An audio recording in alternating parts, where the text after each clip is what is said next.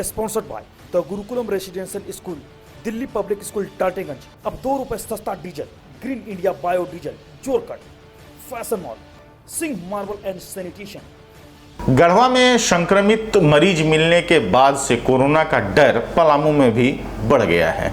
इसको लेकर के लगातार अफवाहों का बाजार गर्म है। लगातार अफवाह फैलाए जा रहे हैं। पत्रकारों और प्रशासन दोनों के दिशा निर्देश के बावजूद लोग अफवाहों को बल देने से बाज नहीं आ रहे हैं। ताज़ा जो आंकड़े मिले हैं, जो खबरें हैं, उसके मुताबिक कुल 614 लोगों को का जो सैंपल है, स्वैब सैंपल लिया गया था पलामू की ओर से, जो अब तक 386 लोगों का रिजल्ट आया है और सभी के सभी निगेटिव हैं। कल 58 मरीजों का, जो कि civil surgeon doctor John F Kennedy ने जारी किया, 58 मरीज निगेटिव पाए गए। अभी तक 228 पेंडिंग हैं। लेकिन इन सब के बीच खबरें आई कि गढ़वा का जो कोरोना संक्रमित मरीज है, उसके संपर्क में पलामू के 2-3 लोग आए थे। ठीक है, आए थे, लेकिन अब तक पूरी तरह से स्पष्ट जब प्रशासन कर रही है कि सबका जांच हुआ है, सबको क्वारंटीन किया गया है, बावजूद लोग ये जानने को बेकरार हैं कि वो कौन है, जबकि पूरी तरह से ये प्रतिबंधित है कि आपको डॉक्टर या मरीज के बारे में या उसके जो जगह है उसके बारे में जो जानकारी है उसे साझा नहीं करना है। आप बेवजह की बातों को बिल्कुल परेशान न हो। ये काम प्रशासन का है, प्रशासन अपना काम पूरी मुस्तैदी से कर रही है। आप भी भरोसा रख सकते हैं, क्योंकि अब तक पलामू में संक्रमण नहीं आया है, नहीं बढ़ा है। तो कहीं ना कहीं प्रशासन की भूमिका अहम है और भरोसेमंद है। लेकिन इन सब के बीच में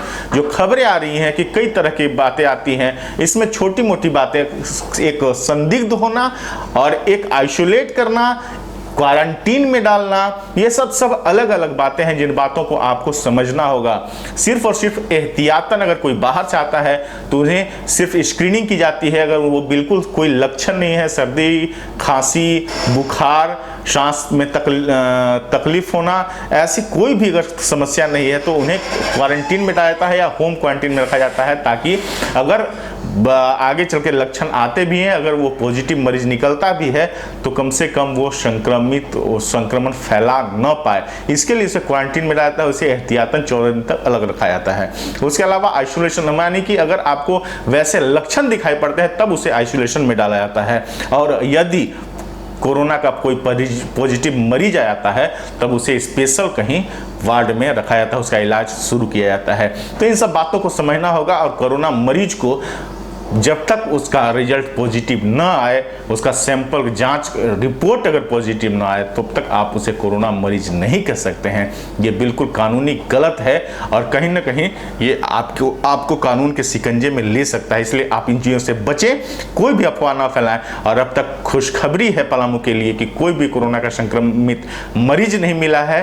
यानी कि किन्हीं की बातों पर आपको ध्यान नहीं देना है, आपको अफवाहों के चक्कर में नहीं पड़ना है, बस सिर्फ अपने आप को सुरक्षित रखना है और वो तमाम एहतियातन उपाय बरतना है। यानी कि मास्क लगाना है, सोशल डिस्टेंसिंग का पालन करना है और हमेशा हाथ धोते रहना है, गर्म पानी पीना है, गर्म चीज़ों का सेवन करना है और देखते रहना है कैपिटल न्यूज। अगर यूट्यूब पर देख रहे हैं तो जरूर लाइक करें, कमेंट करें, सब्सक्राइब करें, ताकि आप सब्सक्राइब भी करें और करवाएं भी, क्योंकि हर एक खबर से आप अपडेट रहें, क्योंकि यही पुख्ता मिलेगा, यही विश्वसनीयता है।